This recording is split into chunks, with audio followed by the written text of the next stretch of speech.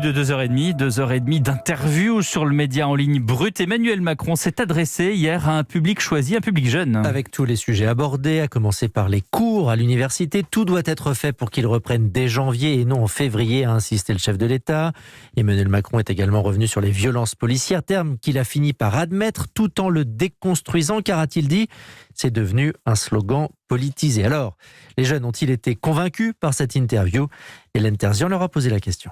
Il a admis quelque chose qui était évident depuis longtemps, c'est qu'il y a des violences policières. Prononcer l'expression, c'est déjà un pas, reconnaît Boubacar. Lui-même victime de violences policières, il salue aussi le lancement de la plateforme de signalement pour dénoncer les discriminations annoncées par le chef de l'État. C'est une bonne chose. C'est un outil, on verra ce qui sera utilisé et quelle efficacité il aura. Mais au moins, il y a un problème. On essaie de mettre en place des actions pour apporter des solutions concrètes. Des solutions concrètes, c'est ce qui a manqué à Axel, 26 ans, au chômage depuis 3 mois à cause de la crise sanitaire. Il estime que le président est resté trop flou sur la majorité des sujets. J'ai l'impression un peu qu'il détourne un peu les questions.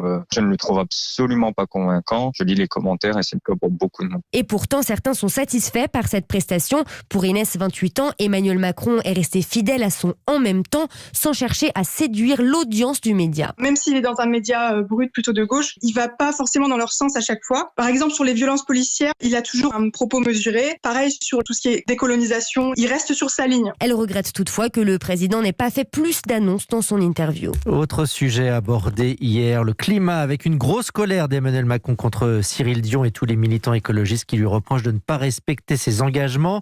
Je n'ai pas de leçon à recevoir, a-t-il dit, alors qu'une pétition pour sauver la Convention citoyenne a déjà recueilli plus de 320 000 signatures.